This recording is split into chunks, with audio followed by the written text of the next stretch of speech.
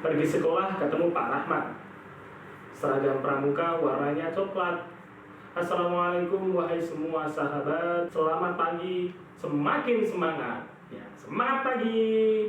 Ya, bertemu lagi dengan Pak Adi. Kali ini kita akan belajar bahasa Indonesia.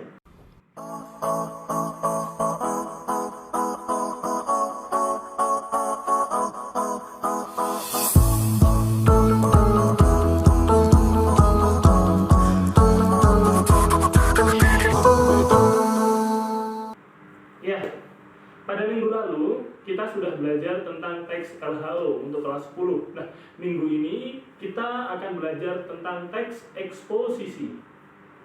Pada dasarnya semua teks itu memiliki persamaan, yaitu sama-sama ingin menyampaikan sebuah informasi.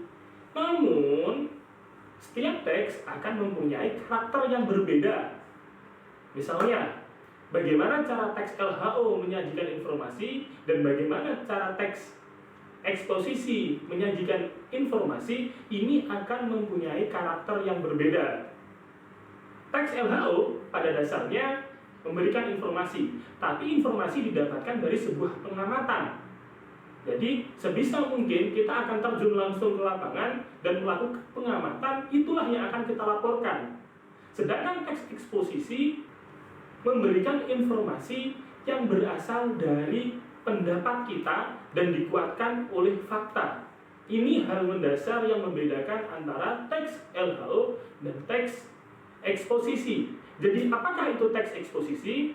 Teks eksposisi adalah teks yang berisi keterangan atau paragraf, di dalamnya terdapat informasi yang disajikan secara padat, jelas, dan ringkas. Itu adalah definisi sederhana tentang teks eksposisi.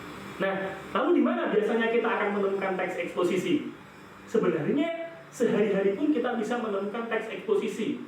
Ketika orang berpidato, ketika orang berceramah, lalu ketika kita membaca sebuah koran, ada banyak sekali teks eksposisi yang sebenarnya sudah kita baca, hanya mungkin kita tidak menyadarinya. Lalu ada beberapa ciri-ciri terkait teks eksposisi ini. Bagaimana cara kita membedakan teks eksposisi dengan teks-teks yang lain? Nah, ciri-ciri yang pertama adalah teks eksposisi itu padat, singkat, dan jelas. Ciri kedua, terdapat opini dan juga dikuatkan dengan fakta.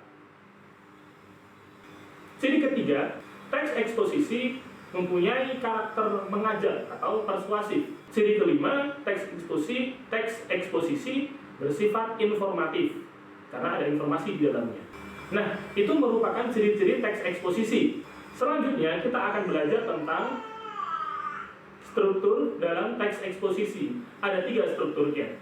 Yang pertama, tesis.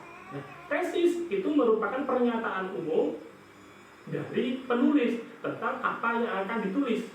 Misalnya, kita akan menulis tentang pembangunan dan dampak di alam sekitar. Maka yang pertama yang akan kita tulis adalah hal umum tentang pembangunan dan kerusakan alam, sesuatu yang sangat umum. Yang kedua, ada argumentasi. Nah, argumentasi itu adalah pendapat penulis yang dikuatkan oleh fakta tadi.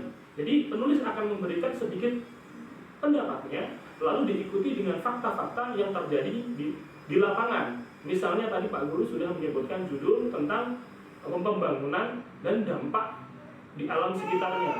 Maka di sana penulis akan memberikan sedikit pendapat, lalu dikuatkan dengan fakta-fakta yang sudah terjadi. Dan yang terakhir, penulis akan memberikan penegasan ulang atau rekomendasi. Apa yang terbaik dari pendapat yang dimiliki oleh penulis. Itu adalah 3 struktur. Bapak ulangi, tesis, lalu argumentasi, lalu penegasan ulang. Nah, itu tentang struktur teks eksposisi. Dan yang terakhir, Bapak akan memberikan contoh bentuk teks eksposisi, lalu Bapak akan lengkapi dengan strukturnya, mana yang merupakan tesis, argumentasi, lalu Bapak juga akan memberikan sedikit contohnya, mana bentuk pendapat, mana bentuk fakta, dan nanti mana bentuk rekomendasi dari penulisnya. Nah, sekian, silahkan lihat contoh yang Bapak berikan. Ya, ini merupakan teks pidato dari Pak Nadiem untuk memperingati Hari Pendidikan Nasional tahun 2020. Teks pidato bisa kita kategorikan sebagai teks eksposisi karena beberapa hal. Yang pertama, teks pidato merupakan teks yang memberikan informasi. Yang kedua, teks pidato berisi tentang argumentasi. Ada opini, ada fakta. Yang ketiga, teks pidato sifatnya adalah persuasif atau mengajak. Nah, selanjutnya teks pidato itu juga ditulis dengan jelas, ringkas, dan tepat. Ciri-ciri ini yang menjadikan teks pidato termasuk dari teks eksposisi atau dapat dikategorikan sebagai teks eksposisi. Nah, selanjutnya coba kita akan menganalisis menurut strukturnya. Coba kita perhatikan tiga paragraf pertama. Tapi kita fokus di paragraf ketiga ya. Di sini ada pandangan awal tentang masalah yang sedang dihadapi atau pernyataan umum Pak Nadiem tentang masalah yang dihadapi. Apa itu?